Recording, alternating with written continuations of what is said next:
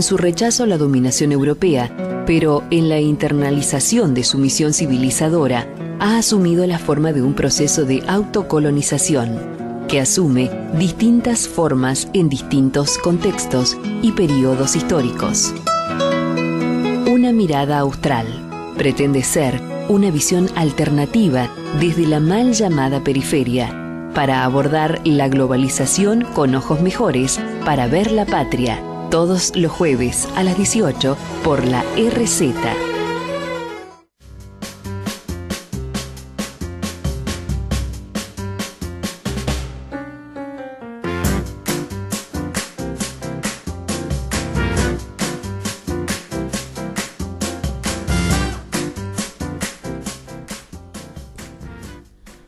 Muy buenas tardes, nos encontramos en una nueva edición de Una Mirada Austral, un programa cuya idea y realización está a cargo del compañero Pepe Muñoz Aspiri. Buenas tardes, Pepe. Buenas tardes, Erika, ¿cómo estás? Bien, bien. Acá estamos, atravesando una semana bastante complicada, ante todo el dolor que ha provocado la muerte de Esperanza, una niña que fue obligada a tener una cesárea antes de tiempo y por ende ha fallecido en estado prematuro.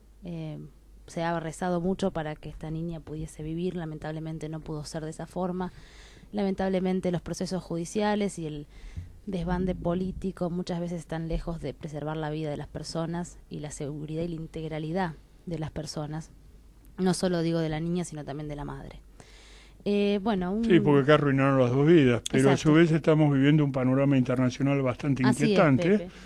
Que yo siempre tomo las palabras de cierta derecha nostálgica y loca que dice: los Kirchner destruyeron las Fuerzas Armadas, pero no es así eso. La destrucción de las Fuerzas Armadas ya viene de la época de Menem, con la destrucción de la fábrica de submarinos, el Cóndor, etcétera, etcétera. Pero hoy, medio en broma y medio en serio, dije, menos mal que los Kirchner destruyeron las Fuerzas Armadas, porque de lo contrario, el loco que nos gobierna es capaz de meternos en un conflicto regional.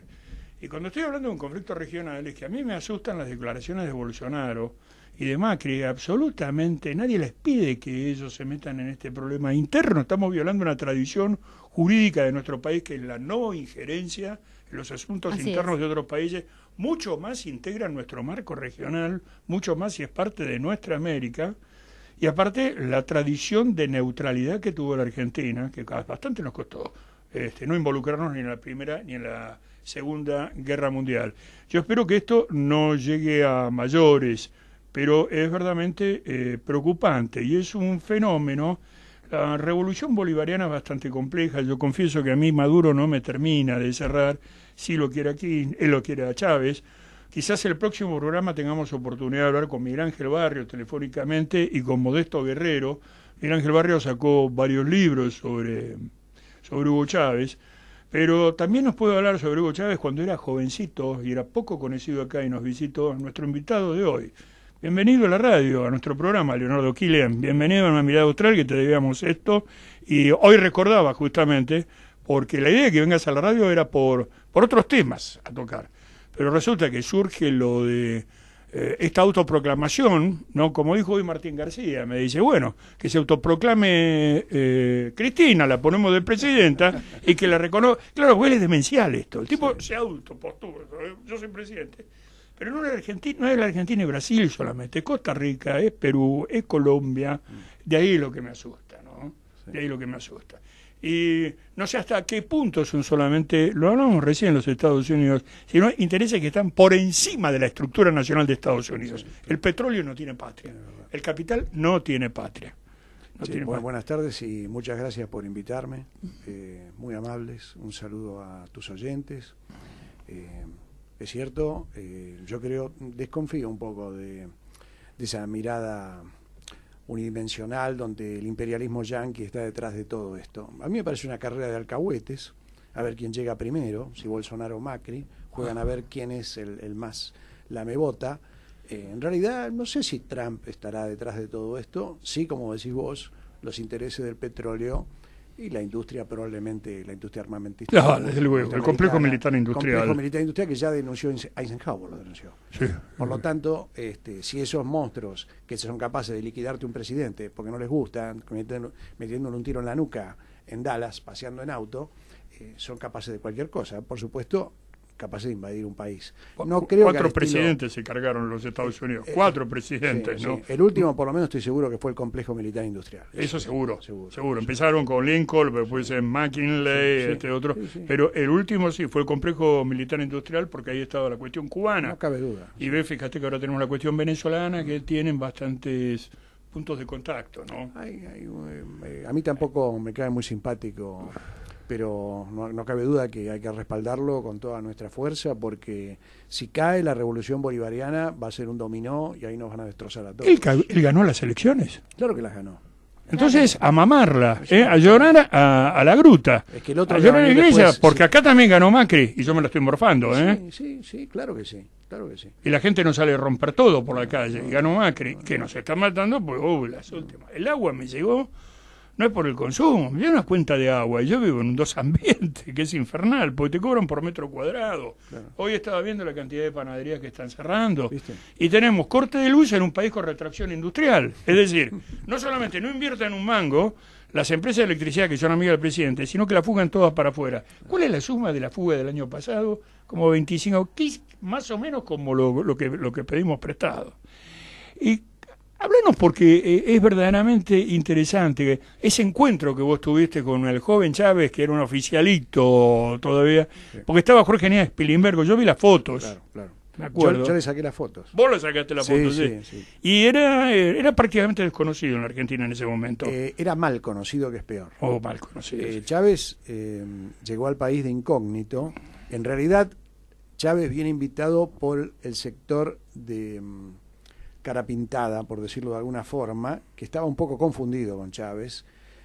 Ellos son los que lo traen, sobre todo los albatros. Los albatros y un personaje bastante extraño, que nadie sabe bien para qué lado jugaba, Ceresole, no sé si vos lo conocés. Sí, Norberto Ceresole. Norberto Ceresole, bueno, ellos son los que lo trajeron en realidad. Un tipo inteligente, yo leí cosas de él, pero igual que vos, no me termina de cerrar. Muy raro. No me termina de cerrar. Ellos lo trajeron, lo llevaron a un club en Lanús, lo llevó el aviador de Malvinas, un héroe de Malvinas. Ricciardelli estuvo con él. Y Chávez no tenía el partido justicialista en ese momento, estamos hablando del pleno menemismo, no lo ignoró totalmente, y lo peor es que los diarios argentinos, la prensa argentina, lo tildaba como un militar cara pintada. Un golpista, sí. Un golpista cara pintada. Él, cuando vino acá, eso trajo muchos problemas. Primero, le generó antipatía en muchos sectores que le hubieran sido simpáticos. Y por otra parte, generó una confusión en los mismos grupos cara pintada, que cuando vieron que Chávez lo que proponía era otro tipo de programa, no quisieron saber más nada. El único que le abrió la puerta de un local político fue Jorge Nía Spilimbergo, en ese momento el Partido de la Izquierda Nacional. Y bueno, esa noche es una noche histórica, por lo menos para mí en lo personal. Spilimbergo me dijo: mire, Kilian, traiga la cámara, que va a venir una persona, qué sé yo. Yo no le avise a nadie. Bueno, yo voy con la cámara, la foto. Estamos hablando de una época donde no existían ni celulares ni nada por el estilo, por lo tanto, el rollo de fotos. Y en un momento digo: che, Spiri, ¿quién va a venir? Chávez. Digo, ¿qué? ¿Fermín Chávez? No, el comandante Chávez. Digo, ese cara pintada. Me dice: no hable así, Leonardo. Me dice, ahora lo ve cuando... El tipo entra, marcial, con 2 negros que parecían de la NBA, enormes, y empezó a hablar. Estuvo 2 horas hablando, no paraba. Como buen caribeño. Yo estaba al lado de otro compañero y le digo: este tipo está loco, ¿no? Me dice: no sé si está loco, pero... Y entonces le digo a Spilimbergo, usted trajo un demente acá. Me dice: mire, Leonardo, si este tipo cumple lo que dice, va a ser el grano en el culo de los norteamericanos. Bueno, yo empiezo a sacar, tiro una foto, el flash lo detecta, uno de los enormes morochos que estaba al lado me mira y me dice: no. Bueno, tiro otra foto, el morocho viene y me dice: te voy a meter la cámara en el culo. Entonces le digo: comandante, le digo, acá me quieren hacer una proctología. Entonces dice, lo llama él a Pili y le dice: saque una foto más y nada más. Y cuando yo me vaya de la Argentina, publíquela. Y explicó que la CIA le plantaba de todo, cocaína, lo que sea. Tipo, realmente era un perseguido político. A mí me sorprendió la gran cultura del tipo. Me citaba a José Hernández, citaba a Perón, citaba a los grandes escritores latinoamericanos de memoria, con una memoria, bueno, después uno lo ha visto en los discursos, ¿no? Chávez era un tipo extraordinario. Se metió en el bolsillo a todos, todos salimos chavistas esa noche. Yo no le creí que iba a hacer todo lo que iba a hacer. Es más, yo digo, este tipo no va a llegar a nada. A los pocos meses era presidente de Venezuela. Y me mandó la foto, y pues eso me lo mandó mucho después, cuando una chica de la Embajada de Venezuela, viendo en el Instituto Jaureche, vio la foto en la pared y dijo, ¿qué hace esta foto acá? Dice, es de 1996 cuando vino Chávez. Dice, él no la tiene. Entonces le sacó una copia y se la mandó por fax. Y Chávez me dice, dice que la puso en el escritorio porque se veía flaquito. Es un palito, digamos. Sí, lo recuerdo, Muy delgadito era. Muy flaco. Y entonces me escribe la foto, me dice, no sé cuántos años después, somos libres. Y me la mandó. Un recuerdo maravilloso. ¿Cómo? Desgraciadamente hice un trabajo escrito sobre eso, yo te conté recién, y en la embajada venezolana aquí mucha recepción no tuvo. El estalinismo caribeño es una desgracia para las revoluciones nacionales latinoamericanas. Bueno, lo sufrió Nicaragua con el sandinismo, que finalmente se partió. Es decir, en este momento gobierna Ortega, pero todo lo que era la Guardia Vieja. Estoy hablando de Ernesto Cardenal, mi querido Ernesto Cardenal, lo conocí próximamente, y Sergio Ramírez Mercado, el escritor, que era el vicepresidente, se fracturaron, se fueron del Frente Sandinista. Lógico, claro. Porque lamentablemente cuando uno, y eso vos lo sabés bien, mejor que yo, lees a Miguel Ángel Asturias, el señor presidente, lees a el propio Vargas Llosa, mirá vos, sí, lees a todo el realismo mágico latinoamericano, lees El otoño del patriarca de García Márquez, y te das cuenta que la capacidad de fantasía de esos escritores es limitada, porque en realidad están retratando la realidad. Es decir, esos personajes, por ejemplo, existen. Está el caso del dictador del otoño del patriarca, que manda a fusilar a todos los loros de la República, porque los pericos revolucionarios cantaban consignas contra el dictador. Y entonces él lo dijo acá, dice, cuando yo escribí 100 años de soledad, nadie apostó esa novela. Los únicos que creyeron en mí fueron los argentinos, y me la publicaron. Y por eso cada vez que la reedito la vengo a publicar. ¿Sabés cuál fue el primer Pero para dijo que él no descubrió nada, que él hizo de los pericos revolucionarios, lo había sacado de un suceso que había acaecido en 1955 en Mar del Plata. Exactamente. Sale todo el gorilaje a festejar la caída del gran corruptor, del tirano, que lo acaban de deponer, y el loro dijo, son los muchachos peronistas, y se puso a cantar la marcha. Entraron al departamento, rompieron la puerta, lo cagaron a palos al dueño, y al loro lo estrangularon y lo tiraron en el retrete. Entonces, pero él por lo menos, esto es lo grande de Gabo, que dijo, muchachos, yo no descubrí nada. Eso que vos estás contando está en un cuento que me mandó Piñeiro Iñiguez. Sí, yo lo conozco. Escritor extraordinario. Sí. Y trae el fusilamiento del loro peronista. Vos no sabés si reír o llorar. Está esa anécdota y otros loros, porque parece, no sé por qué los gran loros... biógrafo de Perón, Piñeiro Iñiguez, Sí, y aparte tiene sí, un tomo gigantesco que es uno de los mejores extractos que yo he visto del pensamiento latinoamericano, es país por país.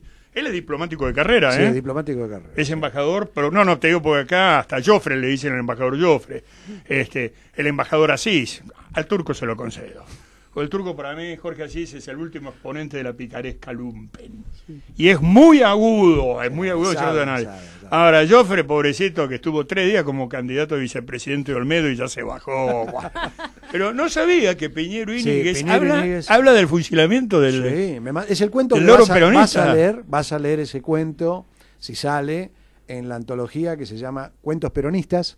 Él me mandó 5 cuentos, mirá qué nivel de tipo, de persona, no cualquiera te dice, tomá, elegí el que vos quieras. Yo elegí ese porque es desopilante, claro, y al mismo tiempo marca una época de odio, de un odio que uno cree que solamente puede pasar en... No, ese odio estaba acá. No, persiste, ¿eh? Claro que sí. Pero diluido de otra forma, y eso uno lo ve, por ejemplo, en esa gigantesca cloaca, en caudal de estiércol que es Internet, y las redes sociales. Las redes sociales, porque yo veo una carga de odio y lo que es lamentable en gente de 20, 30 años que está repitiendo lo que les dijo el abuelo, con la misma imbecilidad. Perón se robó todo. ¿Dónde están las barras de oro del Banco Central? Se las metió en el culo. Le digo, ¿sabes dónde están? Están acá. El tren de la nube, por ejemplo, que lo iba a inaugurar con Ibáñez del Campo. Proyecto de Irigoyen, pero lo realiza Perón. Buah. Pero sigue existiendo ese odio.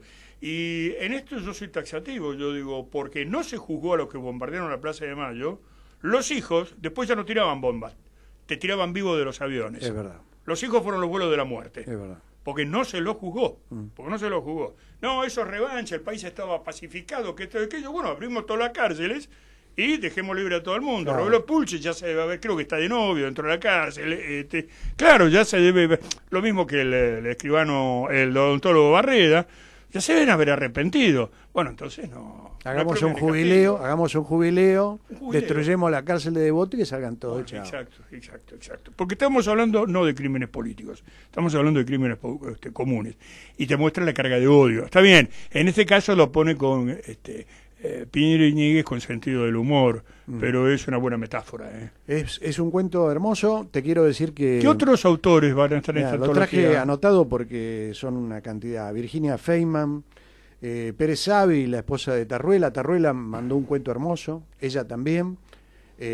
Balmaceda, Carlitos Balmaceda, que mandó un cuentazo. Roxana Capitana, Mario Golubov, Hugo Barcia, Teodoro Bot, Vicente Batista, Juan Sasturain, Abrevaya, Silvia Horowitz, Damaso Martínez, Elizabeth Jorge, Coria. Tenemos un seleccionado nacional de primera. La ilustración de tapa la sede de Santoro. Así que vamos a tener un libro que, si bien no pretende ser la respuesta a nadie, de alguna manera vamos a decir, nosotros también escribimos. O sea, no hace falta que escribas La fiesta del monstruo con un supuesto lenguaje lunfardo que nunca existió para denigrar a un movimiento que ha tenido a millones de personas y que genera intelectuales de esta talla. Por supuesto, que todos son intelectuales. Los cómicos lo tienen ellos, es decir, basta leer a Federico Andanasi, a Fernando Iglesias y todos son autores cómicos, e inclusive el filósofo, hijo de un filósofo que era bastante competente en lo suyo, pero Rosicner, son cosas de agarrarse a la cabeza, lo tenés que tomar como cómico, ¿no? Son personajes estrambóticos como Milei, por ejemplo, que lleva un nido de carancho en la cabeza, o Esper, que es uno de los tipos más brutos que yo he visto en mi vida, porque no sabe un pomo de historia argentina. Es verdad. Dice que las paritarias es fascismo, la pega por ese lado la Carta Nacional del Laboro. Es verdad. La Carta Nacional del Laboro, ¿no? Sí. ¿Y? ¿Cuál es el problema? Claro. ¿Y? Preguntar a los trabajadores. Claro, el otro día yo le tiro, acá estamos hablando de Alfredo Osorio, ¿no? Alfredo Osorio, Tacuara, esto y aquello. Y él se pone a leer lo que proponían ellos, Huerta Grande, Sierra, y con Erika nos miramos y digo, sí, estos eran los fachos. Estos están a la izquierda de los que atacaron la tablada. Claro. Era completamente revolucionario. Claro. Yo tenía todo un programa de reforma agraria y me dijeron, ¿y esto quién lo escribió? Castro, le digo, no, un tal José Antonio. Claro. Le digo, no sé si te enteraste de los 3 días de duelo nacional que tuvo Cuba cuando murió Francisco Franco. Sí, se lo dije a ellos. Sí. Porque Franco, como le quedó la espina a España, por lo que le hicieron en Cuba, dijo, a tu Cuba no se la toca. Y manda a un gallego, Fraga Iribarren, que le dice, Fidelito, acá te mando la cadena de hoteles Meliá, que fue un salvavidas. Claro, el turismo... ¿Vos conocés la carta que le mandó Fidel a Franco? No la conozco. Él cuando, en el 59, le manda una carta a Franco invitándolo a conocer Cuba. Entonces Franco le dice, querido comandante, eso no le conviene ni a usted ni a mí. Tenía razón. Para mí es la Internacional Gallega. Y puede ser algo de eso ahí. Porque él es Fidel Castro Ruz. Gallego el padre. Claro, el padre era gallego de Galicia. Gallego. Él cuando fue a Galicia lo recibieron como un héroe nacional. No, era un hijo de Galicia, verdaderamente. Claro. Y además porque los jodieron los yanquis. ¿Cómo? Los jodió los yanquis. Es así. O sea, los españoles todavía la tienen acá. Claro. Lo del 98 lo tienen acá. Del 1898 siempre me llamó la atención que a ellos les dolió más perder Filipinas, Guam, Puerto Rico y Cuba que haber perdido toda América. No, Cuba sobre todo. Pero Cuba sobre todo era la joya. Cuba era la joya. Vos sabés que si vos, a mí me gusta mucho el flamenco. El flamenco tiene muchísimas coplas que son del siglo XIX. muchísimas coplas del flamenco aluden a Cuba. Por ejemplo, hay una que dice: quiero ser un millonario en La Habana y pasearme por el malecón, y son de 1800 y pico. O sea, lo de los cubanos con España tenía una ligación muy distinta a la que tuvieron con nosotros. Sí, no digo con nosotros, pero digo con Nueva España, que sería México, Nueva Granada. Sí. Nosotros éramos un puerto de contrabandistas de última.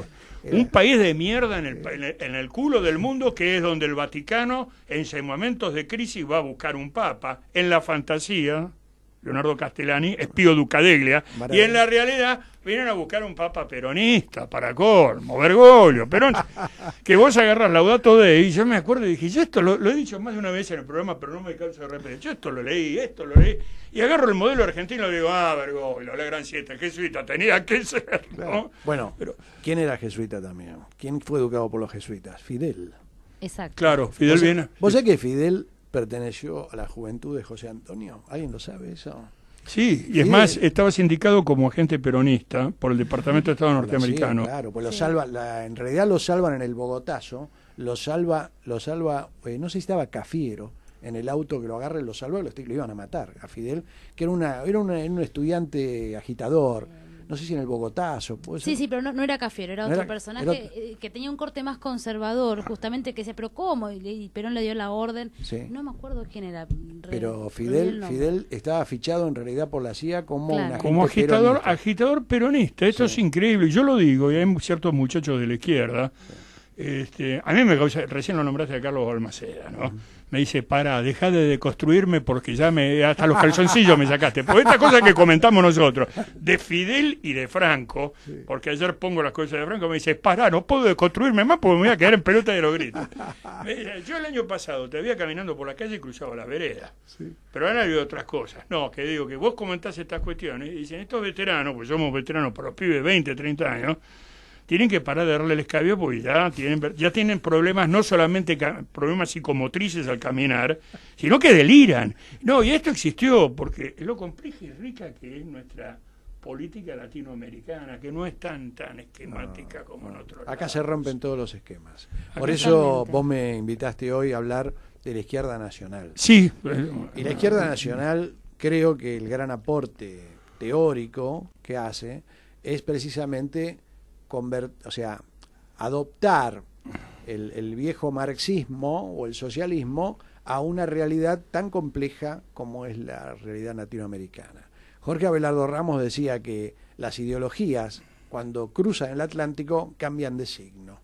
Entonces lo que es revolucionario en Italia, como Garibaldi, acá termina degollando soldados federales en Paysandú, ¿no es cierto? O sea, es un criminal a sueldo del mitrismo. Lo que es progresivo en Europa, desgraciadamente acá puede ocurrir exactamente lo contrario. Y lo mismo pasa con ciertas ideas que se decían, como el socialismo Juan B. Justista, que es un socialismo librecambista, que es admirador del capital inglés y que está a favor del libre mercado. Bueno, que lo evisceró nuestro común y admirado Jorge Nías Pilimbergo. Juan B. Justo del socialismo Cipaldo, ¿no? Exactamente. Un libro cardinal ese. Sí. Tanto Spilimbergo, a quien tuve el gusto de conocer, para mí fue un maestro, así como fue José María Rosa, que me enseñó a fumar en pipa en su casa. El Pepe Rosa, un dandy, por otra parte, al margen de lo que sea intelectualmente él como persona. Nieto de un ministro de Roca, enterrado en la Recoleta. Claro. Pero la izquierda nacional, si bien numéricamente no eran muchos, estoy diciendo no era un partido de masas. Es verdad. Sin embargo, el calibre de intelectuales que tenía. Mi primer profesor en la carrera de antropología fue Blas Alberti. Blas Alberti, claro. Que estaba con María Laura Méndez en antropología. Después Hernández Arregui, que viene del radicalismo sabatinista. Era radical. Pero después, culmina, es la izquierda nacional verdaderamente, que es el ser nacional, la formación de la conciencia nacional. Gerberov. Estoy tratando de recordar, obviamente, Jorge Nías Pilimbergo, que aparte tenía un sentido del humor, era maravilloso. Y a él le encantaba tomar whisky con las señoras, ¿no? Sobre todo con Clara Iturraspe de Jaureche y con mi vieja, que le servían. Me estoy acordando un día que viene en un estado cataléptico. ¿Pero qué pasa, maestro? Me dice, vengo de la embajada de Irán. Le digo, sí, son revolucionarios, pero no toman alcohol. Entonces fuimos, le servimos un balde así de whisky. Lo estoy recordando con tremendo cariño porque era un hombre tomando whisky, nos daba clases magistrales. Aparte un hombre de formación clásica, decía que la oligarquía argentina justamente está en contra de la dictadura si la encarna Mario, que sería Perón, pero que le encanta si le encarna Sila, que claro que sería lo no, pero hay que buscar esas metáforas clásicas, hay que demostrar lo que era este hombre. Spilimbergo era un hombre de una gran cultura. Casado con Gigi Constella, otra también escritora. Poeta, hermosa, y poeta que, persona. Sí, la muerte de Gigi fue una de las cosas que le volvió a él. Creo que sí. Sí, yo creo que sí. Y después a ver qué otros recordás vos. Acá traje algunos anotados. Que son, a ver. Spilimbergo, bueno, el Colorado Ramos, Fernando Carpio, Alberto Converti, Roberto Ferrero, Ernesto Ceballos, Enrique Rivera. Ferrero vive, está en Córdoba Sí, en ese momento. Sí. Lo bueno de la izquierda nacional argentina es que ha dejado una semilla en el resto de los países hermanos. Pedro Godoy en Chile, Andrés Solís Rada en Bolivia, Vivian Trías y Alberto Metol Ferré en Uruguay. Acá lo tenés en la foto, mira, Luis Cabral, Blas Alberto. No, y Washington Reyes Abadí también. Reyes Abadí. Washington Reyes Abadí. Tenés razón. Otro que se ponía a hablar, podía hablar como el Tucho. Sí. 8 horas. Reyes Abadí, yo lo daba... 8 horas podían hablar, y no te aburrías, Tengo una historia de él, a ver. Una historia del Río de la Plata, de la revolución del Río de la Plata, es magistral. La forma en que analiza el morenismo, el saavederismo, que para nosotros es un intríngulis, el tipo lo hace maravillosamente bien. ¿Será que como era oriental se daba el lujo de no casarse con nadie? Y bueno, a veces pasa eso, ¿no? Un poco de distancia, vos cruzas el río y te miran de otra forma. Yo por los uruguayos, cuando salen buenos, cuando salen blancos, son extraordinarios. Vivian Trías tiene una de las mejores biografías de Juan Manuel de Rosas. Es interesantísimo. Sí. ¿No? Sí. Es muy buena. Que culmina con esa famosa anécdota del más gaucho de los escoceses o el más escocés de los gauchos, que es cuando entra un paisano medio chispeado y clava el facón y grita ¡Viva el gaucho, don Juan Manuel! Cosa que yo solía hacer hasta que un día me dieron una paliza en un bar de la Gran 7 y me dijo, no me vas a arruinar más el tapizado, hijo de la gran... Bueno, pero qué grandes escritores que eran, ¿no? Porque no solamente grandes oradores, el propio Tucho Metol Ferré, el Uruguay como problema, de las tantas que tenía, ¿no?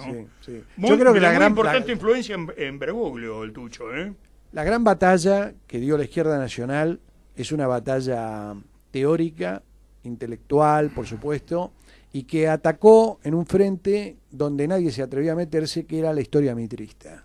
La construcción de todo nuestro ideario histórico es obra de Mitre, de Bartolo. Bartolo de Mitre ha influenciado a la izquierda y a la derecha, al centro, liberales, marxistas. Todos escribían lo que Mitre había dicho, lo repetían con alguna variante. El mitromarxismo. El mitromarxismo. Uno lee a Leonardo Paso, el gran escritor estalinista argentino, y no tiene ninguna diferencia con un escritor liberal. O sea, dice las mismas burradas que escribía Mitre, o no, o sea, Mitre lo que hizo fue cumplió una función histórica. Es el vencedor de Pavón y por lo tanto esa Argentina nueva que van a construir primero a deconstruir la otra a punta de bala y con los botas blancas entrando a punta de cañón en las provincias federales y después él sabe muy bien, era muy inteligente Mitre. Dice acá hay que escribir una historia argentina que diga cómo se hizo, cómo nosotros lo vemos. Y desgraciadamente esa historia es la que el famoso, el discurso de los vencedores. Contra eso apuntan Hernández Arregui, Ramos, Jaureche, Puigros, esa generación extraordinaria que sobre todo va a recuperar a los viejos escritores nacionalistas del 30. O sea, todo lo que había sido el revisionismo, que había sido rosista en realidad, ellos empiezan a recuperarlo y ahí está no digo genialidad, pero sí la obra fecunda de Ramos, que va a convertir a muchísimos jóvenes de clase media, universitarios sobre todo, gorilas, en nacionales, porque les da una visión diferente de la historia. Entonces uno cuando lee Las masas y las lanzas, te empieza a dar vuelta, ojo, que el Chacho Peñalosa no era ese tipo bruto que te describe Mitre y que traía el atraso, sino que era, bueno, Claro, más hacia la alianza, que es parte de una obra más extensa, que es Revolución y Contrarrevolución en Argentina. Son 5 tomos. Son 5 tomos que fueron reimpresos, Sí, reeditados, varias afortunadamente. Varias veces. Y después tiene ese maravilloso libro, La historia de la nación latinoamericana. Historia de la Nación Latinoamericana. Maravilloso, Que maravilloso. fracasamos justamente, no fuimos argentinos porque no pudimos ser latinoamericanos. Y Si que por eso somos fracasamos. argentinos, bolivianos, peruanos, chilenos y uruguayos, es porque fracasamos, porque no somos una nación como fue Estados Unidos de América, que es una sola nación, al lado está Canadá, fenómeno, pero ellos son una nación. Nosotros somos 15 países con fronteras que Ramos llama fronteras inventadas, que no separan nada, porque somos el mismo pueblo, la misma lengua, sobre todo la misma lengua. El grupo religioso importante, dominante, es el catolicismo, por lo tanto acá no hay diferencias étnicas como es. O sea, la balcanización fue obra del imperialismo británico. ¿Para qué? Para dividirnos, para así explotarnos de la mejor forma. Y son Eso- tenaces, porque siguen, son tenaces. Ahora lo hacen con sectas evangélicas, con un indigenismo, que Ramos no lo era. No estoy cayendo en un españolismo, nada por el estilo, pero digamos un indigenismo traído de los pelos. El indigenismo para mí es una posición retrógrada. Eso lo plantea muy bien Roberto Ferrero, por ejemplo, ¿no? Yo me he peleado con Bayer. Desgraciadamente, después me arrepentí porque lo traté muy mal. Bayer vino a hablar a la Toldería Puan. La Toldería Puan es una obra acá de Pepe Muñoz Aspiri, El muladar de la calle Puan. el muladar de la calle Puan y el chupapijismo argentino son dos frases que le debo. No, esa se la debo al compañero Rubén Famá.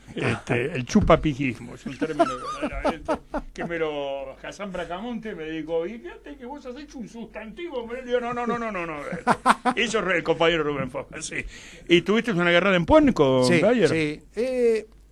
Bayer vino a hablar del genocidio roquista.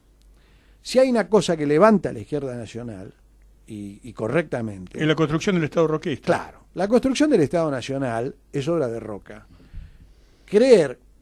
¿Por qué Mitre lo ataca a Roca? En realidad Mitre lo ataca a Roca por cuestiones que tienen que ver con la política de la época. Mitre era el enemigo de Roca, era el enemigo jurado. Por lo tanto, en la historia lo van a destrozar. El mitrismo va a ser de Roca un tiranuelo. Y en las últimas versiones de, sobre todo los cantantes, porque parece que ahora los cantantes son los que enseñan historia en Argentina, yo le escuché a Víctor Heredia decir que Roca había matado 1 millón de personas en la Patagonia. Yo llamé a la radio, me enojé. Sí, ¿dónde está el censo? No, bueno. El censo de 1875 da 1,5 millones de personas en todo el territorio nacional. No, el que se cargó bastantes indios, pero lo pone en su testamento, 20.000. Ande pasa va dejando más de 20.000 indios muertos de Juan Manuel de Rosas. Ahora no lo hizo solo, lo hizo con tropa auxiliar, Catriel, Cachul. Por lo que no dicen, parece que el mundo de los originarios fueron una unidad compacta. Claro. Ellos tenían gravísimas tensiones y contradicciones entre ellos mismos.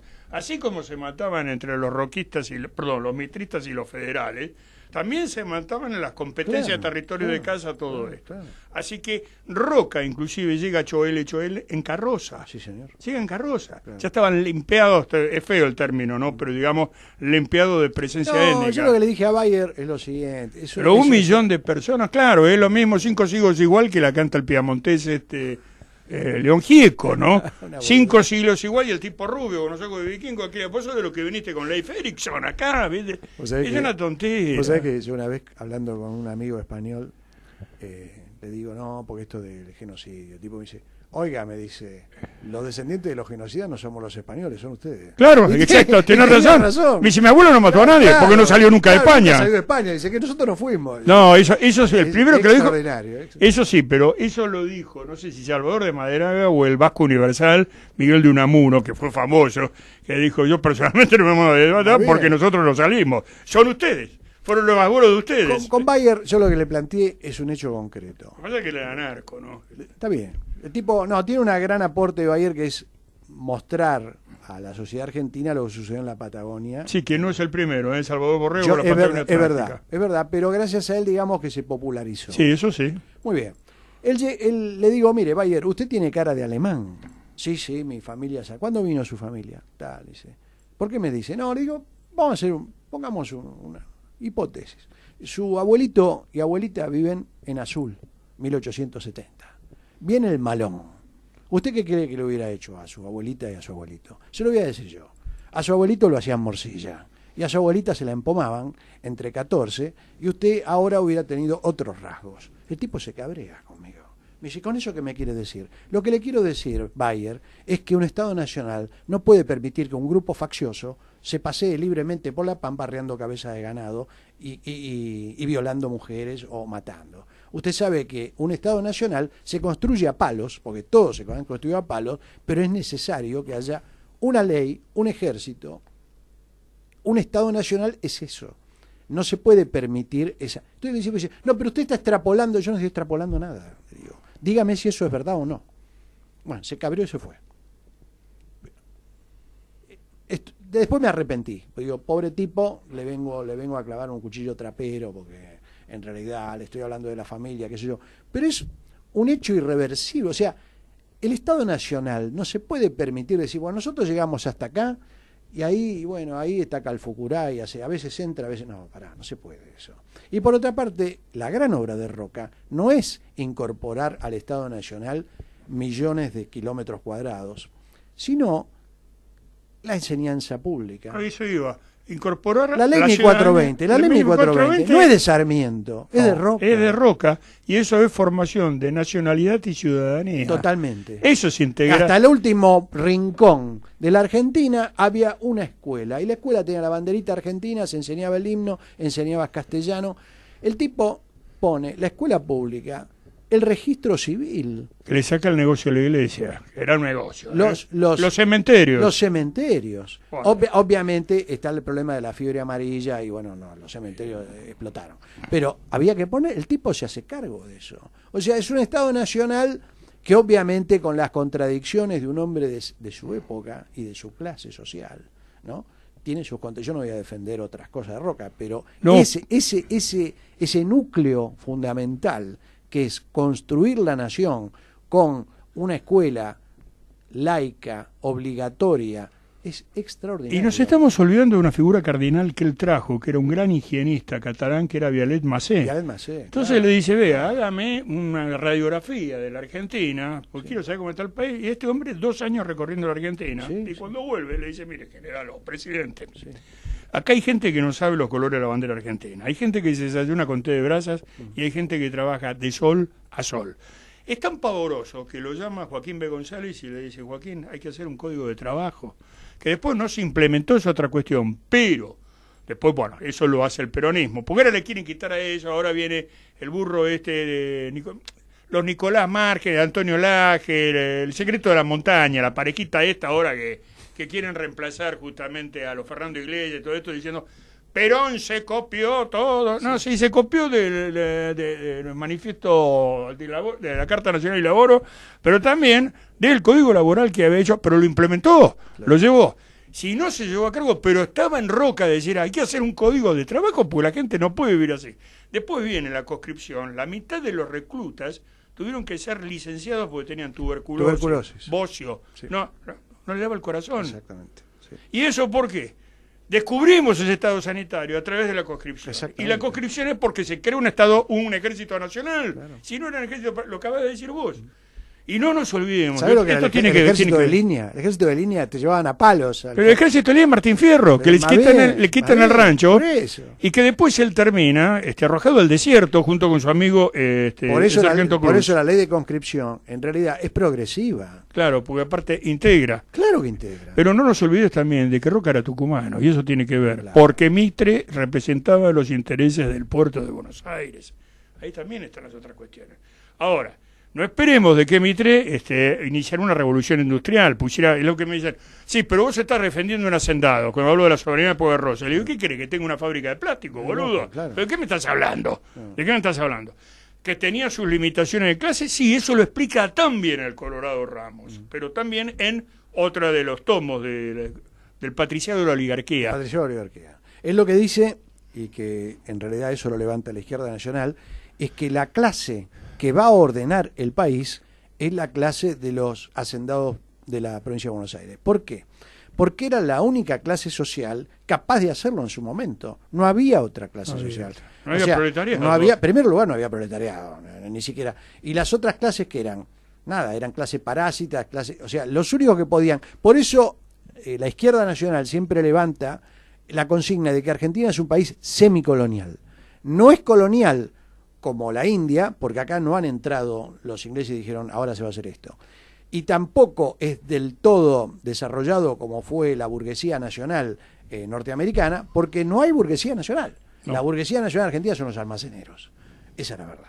Los ferreteros prósperos. Los ferreteros prósperos. Entonces, que importan. Claro, pero ¿qué importa? No fabrican. Como decía Jaureche, decía, un burgués norteamericano lo que quiere hacer es dejar de ser un hacendado para poner una fábrica. Acá es al revés. El tipo que tiene la fábrica lo que quiere es comprarse una estancia. Entonces es retrógrado. La burguesía nacional argentina, desgraciadamente, no es nacional. Hay burguesía argentina, pero no es burguesía nacional. No es un juego de palabras lo que digo. Así como en Brasil hay una burguesía nacional, en Argentina no hay burguesía nacional. La burguesía paulista, que es industrialista. Exactamente. Por eso creo que Bolsonaro, para mí, va a ser un fracaso, porque tarde o temprano va a entrar en contradicción con la burguesía y que el vicepresidente, que es un militar, si no me equivoco, ya dijo hoy, dice, olvídense de una opción militar para Venezuela. O sea, ya la paró esa, ¿eh? Brasil no se va a meter en esto. No. Y después el gran freno es que, yo dije, la contradicción, ¿qué va a hacer con la... Vamos a comer un churrasco y sacamos los cubiertos, son Tramontina. Sí, fábrica. Yo no conozco todavía ningún producto industrial terminal que diga origen Chile o hecho en Chile o algo por el estilo, con todo el respeto a los chilenos. Pero industria brasileña sí conocemos, que es San Pablo, que es un foro impresionante. Claro. Y van a chocar, porque ellos saben perfectamente que necesitan medidas proteccionistas, porque si no les pasan por encima. No la oligarquía, el imperialismo norteamericano. Los chinos, papá. Claro que sí. Los chinos, porque es lo que estábamos hablando recién antes de empezar el programa. Justamente, ¿por qué es competitiva la industria textil? El modelo es la India, como dijo la señora esta de las parihuelas, ¿no? La vicepresidenta. Porque con un kilo de arroz tiran durante un mes, claro, y cobran 3 o 4 centavos, y a lo mejor están con un telar de la época de Gandhi. Pues es que... Entonces, con eso los costos siempre van a ser mucho más baratos. Y ahí, perdóname. Mano de obra esclava. Mano de obra esclava. Me hiciste acordar de algo. En la India, cuando entran los ingleses, lo primero que hacen es cortarle el dedo. Cortarle el dedo pulgar, para que los varones no puedan hilar. Entonces los tipos que le encontraban un telar en la casa, le cortaban el dedo de un machetazo. O sea, ese es el librecambismo que defendía Juan B. Justo. Claro. ¿No? Antes que me olvide, hace poco tiempo murió una queridísima compañera, en lo personal muy querida, que es Eva Pivovarsky. Hace unos días. Sí, la recordamos en el programa anterior. Nosotros la conocimos, la quisimos mucho. Hermosa. Hemos comido con ella en la Western, junto con Silvia Cardoso también. Hermosa persona. Y en todos los aspectos era hermosa. Maravillosa. Yo la conozco hace 30 y pico de años, cuando vino con Gerardo Vallejo al Instituto del Profesorado, invitado. Yo hice un ciclo de cine político, y vino Gerardo, vino con ella, yo no la conocía, una gran militante, una mina con una formación increíble, vino Cacho El Cadri. Ella estuvo escribiendo hasta los últimos días de su vida, sí. Se comunicaba conmigo, yo no sabía que estaba tan...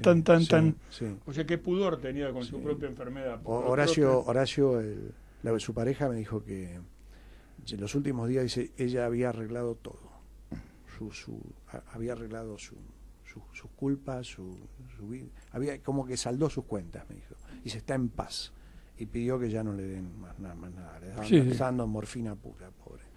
Ahí va el libro si sale este libro, Cuentos Peronistas, está dedicado a la memoria de Eva Pivovarsky.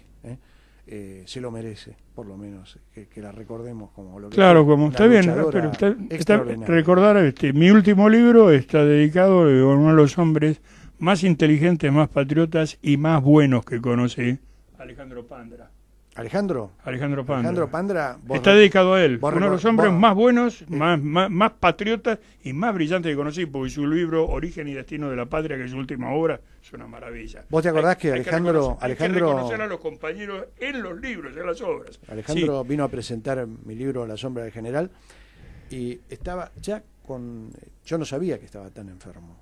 Y yo miraba que se crispaba. El tipo ponía los nudillos así.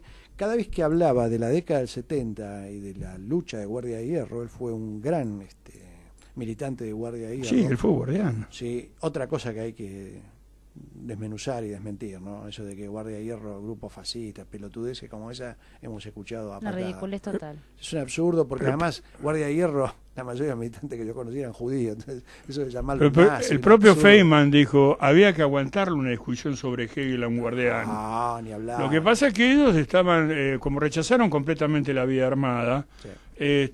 que a lo mejor tenían ciertas simpatías por el falangismo, no tanto por el fascismo, puede ser, pero no era un grupo fascista ni nada por el estilo. Lo que trajo confusión, ¿sabe lo que es el nombre?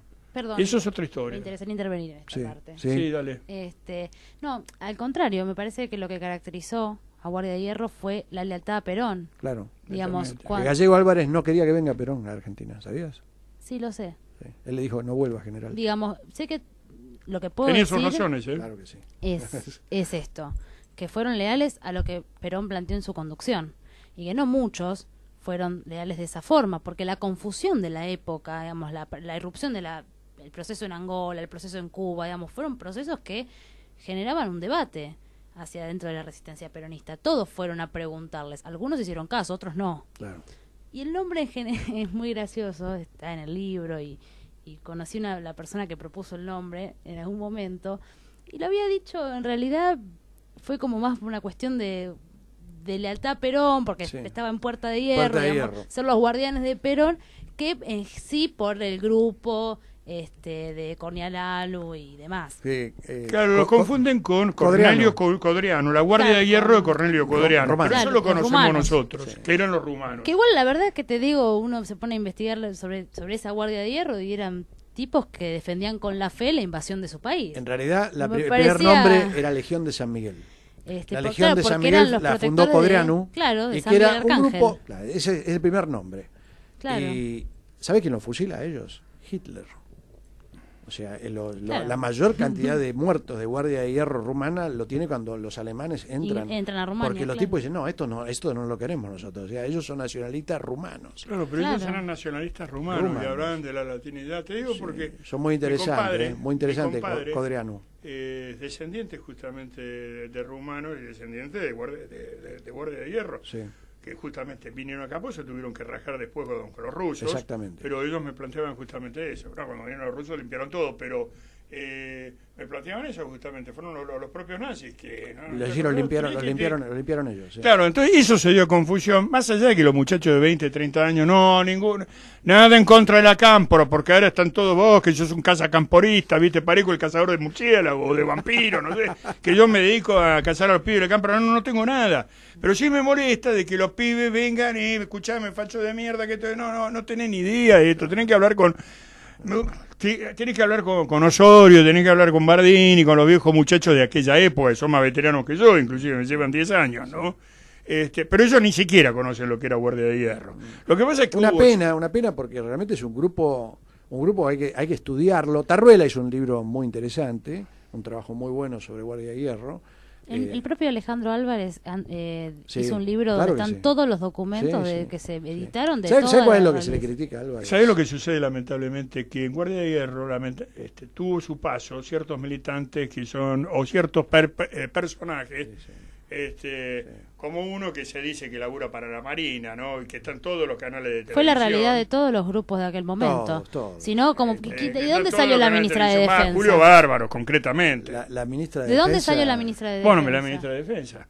por eso. Renuncia, Montonera, Bullrich. Entonces, Digo, acá en el Guardia de Hierro, obviamente, si uno ve a Manzano o a Bárbaro, entonces decís qué vergüenza, pero en realidad, escúchame, todos tienen sus lacras, acá no hay nadie que se haya salvado. Ya cargarle la mochila a los guardianes, o a los Demetrios, o a lo que sea, por los traidores que después hubo o las defecciones, ahí hacemos una lista donde entran todos. Sí, es ridículo. Galimberti terminó trabajando con un tipo para la CIA, dejate de joder. Sí. O sea, acá no Bueno, se perdón, sabe ¿quién nada. es el comprador de armas a Israel en este momento? ¿Montoto? Montoto. Claro. Montoto, claro. Montoto se quedó con 2 formaciones de subte cuando estaba Menem, y era el contador de Firmenich. Por eso. Llevaba la finanza de Montoneros. Y en este momento tiene trabajando 2 Y- vicealmirantes y 3 generales con él. y- Orgulloso, se da una Carmela porque no es que se ponga Carmela, saca el asfalto de la calle y se lo pone acá. Lo he visto yo en el Palacio. Y vos lo has conocido a Pandra, un muchacho que venía con lo opuesto, que tenía un cochecito pobrecito que se venía Pero destartalado. Pandra vivía con una humildad Sí, franciscana. y el gallego Álvarez te lo podía encontrar en Constitución comiendo pizza, yo lo he encontrado un par de veces. Gallego, ¿qué hace? Bueno, el Y libro- al lado de él había 4 o 5 y el gallego hablaba. El libro de él se lo editó justamente Benítez. Sí, ya sé, lo tengo. Lo Benítez. tengo dedicado. Claro. Pocas semanas antes de morir me sorprendió, digo, cómo este tipo estaba tan mal y tenía esa estoico, bueno, un estoico. Era un estoico. Un estoico, sí. O sea, De hecho, en la presentación de ese libro nos conocimos con Pepe, porque ¿Ah, los sí? dos estuvimos en el panel de la presentación del libro de Alejandro, Claro, que fue. y ahí nos conocimos. Claro, ¿por dónde fue? Y ahí estaba Maludismo. Claro, porque él nos pidió que le íbamos a presentar en una casa que teníamos un grupo de compañeros. Nos pidió que fuéramos los jóvenes lo que lo presentáramos, así que bueno, nos pusimos a leer el libro. No, ahí. sí, no, yo no estaba en los jóvenes, yo estaba Sí. con Humberto Podetti. Claro, pero sí. los jóvenes eran ustedes. Pero ahí te conocí, Pepe. Claro, recuerdo pero ese era la día. calle, ¿cómo se llama? Pichincha. Pichincha, porque había una estación Pichincha cuando yo Sí, era un lugar joven. que teníamos que se llamaba Patria al Hombro y bueno. Vos sabés que en una- organizábamos. Pero él, Pandra vivía allá por... No, Pandra vivía en Lugano. Lugano. No, él vivía en un lugar. Una novela de Leonina se llama La Hermandad del Arco. Hay un personaje que me pone él a mí, entonces me pone como inteligencia de la policía de San Juan, de que esos tipos que cantan cara al sol hasta cuando están meando en un baño público. ¿Y qué nombre me habías puesto vos? Pepe Aspiró, no sé qué. No me acuerdo. Me había puesto un nombre, toda la gente se daba cuenta y decía, no, lo rajaron de asuntos internos de la policía de San Juan, es de los que van a mear cantando cara al sol, que yo le digo, un hijo de puta, y lo presentó. Para colmo que la presentación creo que fue en la casa del Bicentenario. La casa del Bicentenario. En la sí. casa, ahí estaba Pandra. Ahí está. Claro, Pandra fue el que me lo presentó. Claro, Un tipo, un ángel. En la Un casa del ángel, Bicentenario. un ángel. Un ángel, esa es una buena definición. Un ángel, una persona buenísima, un tipo con todo corazón. No, y un gran militante, aparte de un hombre de una gran formación intelectual. Claro, eso es la lástima que esta agrupación Guardia de Hierro, por culpa de 3 o 4 tipos, desluce a un montón de gente muy, muy, muy capaz que había. Además, no solo eso, digamos, creo que la virtud... Carlos Grosso salió también de ahí. ¿viste? Sí, digamos, estaba todo el mundo en todos lados, uno no puede tampoco adjudicar. Si vos me decís que era una persona que conducía algo. Sí, claro, el particular, peronismo es un digamos, zoológico muy particular. Yo qué sé, Es un solo. No, sí, es un Todos nos zoológico pueden de traicionar. exobiología, porque hay animales de otros planetas, verdaderamente. lo interesante Bueno. de todo esto es que, digamos, doy fe que todos esos compañeros que estuvieron en ese momento y en los momentos difíciles y en los momentos de más alegría que tuvo el pueblo argentino, que fue el regreso de Perón, digamos, sé que hoy siguen en actividad, digamos, la verdad que sinceramente es maravilloso lo que hacen los compañeros Además, con su tarea, desde luego desde la Academia de Formación de Cuadros del Movimiento Nacional, que ahora se llama Alejandro Álvarez, donde se dictan, se inician encuentros y procesos de discusión doctrinaria en todos los lugares del país, digamos, yo participo y la verdad que me parece maravillosa la gratuidad y el amor que los compañeros ponen, y esto de decir, la verdad que milité con vos desde que tengo 20 años, sinceramente a mí digo, me parece un desafío poder dentro de 50 años volver a encontrarme con los compañeros que hoy milito. Me parece que eso demuestra la confianza y el amor y la fraternidad que existe más allá de las decisiones de la gran esfera política, ¿no? O de aquellos hombres que hayan decidido asociarse con el poder y traicionar a sus compañeros. Eso sucede, me parece, que en todos los casos. Es así. Las cuestiones personales no se pueden asociar con Sí. determinada grupo, ¿no? Totalmente. sí, es El así. peronismo yo creo que lo que se debe es una gran discusión acerca de qué quiere hacer, hacia dónde quiere apuntar. Eso sí. El peronismo se debe a una gran discusión porque no puede ser que en este momento haya candidatos que se dicen peronistas que estén mandándole saludos a un golpista. Más a Urtubey, digámoslo con todas las letras. Entonces, Y Piqueto, que me llama la atención, y le llamó la atención a Carlitos Balmaceda también, porque lo veíamos como un animal más político. A mí me parece una estupidez más que Pero, una traición. pero un animal más político, pero Claro. esto es un axolote, resultó estar. Y estar con más... el problema, yo siempre lo digo públicamente, un Urtubey que es un lindo chico. Entonces se ve que los curas abusaron mucho de él Ay, cuando Pepe, era monaguillo. no. Exactamente. No metas a los curas en esto. Cuando era monaguillo. Ahora los está limpiando el padre Jorge, ¿no? Y Masita es un producto del conurbano, Masita es el embajador de copas de la embajada norteamericana. La embajada. Ahora, fíjate vos, el otro día estaba repasando un gran periodista, que era un gran escritor, Indro Montanelli, italiano, que tiene Historia de los griegos a Historia de Roma. Dice, bueno, Historia de los romanos, no, Historia de los griegos porque cada uno es una individualidad. Y Roma no, Roma es una sociedad acompasada. Cuando vos te empezás a leer eso, te das cuenta que habían peronistas en Atenas, peronistas en Roma. Es decir, la mugre está en todos lados. Después, cuando vos ves lo que es el Palatino, vos te das cuenta que la oligarquía argentina nuestra son unos reos, pero era su burra al lado de lo que era. No inventamos nada verdaderamente, no inventamos nada, ¿no? ¿A qué voy con esto? Que a lo mejor yo muchas veces peco de ser excesivamente crítico con los compañeros. Y vino el otro día una señora, ya con hijo todo esto, me dijo, mira, Pepe, yo me inicié en la militancia política con el kirchnerismo. Vos no me podés desautorizar por eso. Le digo, no, todo lo contrario. Creo que uno de los grandes méritos que tuvo el kirchnerismo fue que los pibes que estaban haciendo la cola en los consulados para sacar el pasaporte de la comunidad y tomársela, después hicieron 24 o 48 horas de cola delante de la Casa Rosada para despedir los restos de Néstor Kirchner. Es decir, volvieron a creer que el país era posible, que la militancia, lamentablemente otros creyeron que la militancia pasaba por tener un cargo en el aparato estatal. Sí, y hubieron otros que quedaron por afuera de todo eso que hoy tienen una opinión distinta. Sí. Digo, también me parece que el proceso venezolano, y volviendo un poco al inicio, tiene sus reversos, ¿no? Digamos, me parece que hay una situación en Venezuela que viene siendo bastante compleja, y esto también obviamente manejado por los medios y demás, pero digamos hay una realidad.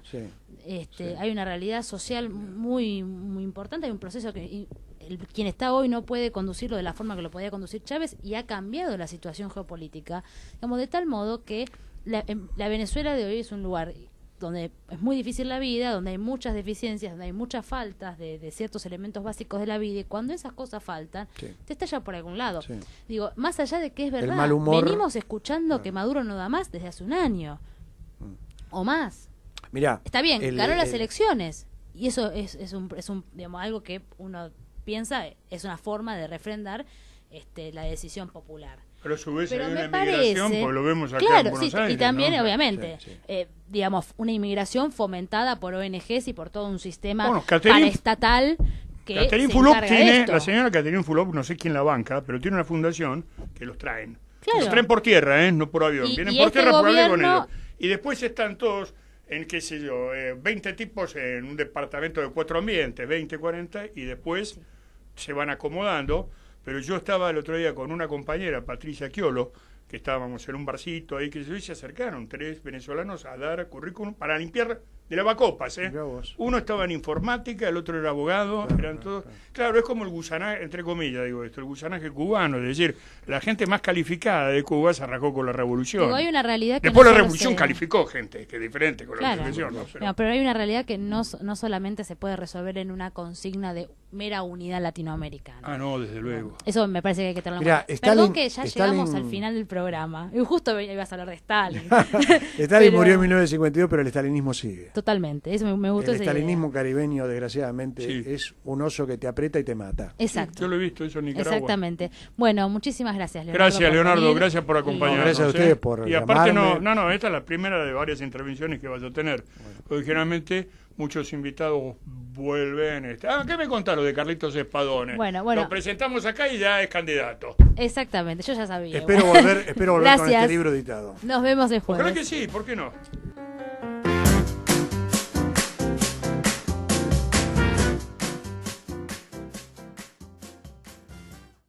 Desde Buenos Aires, Argentina, vía internet hacia todo el mundo, transmite la RZ. La RZ. Desde sus estudios ubicados en Avenida Callao 194, Ciudad Autónoma de Buenos Aires. La RZ. Una radio del grupo.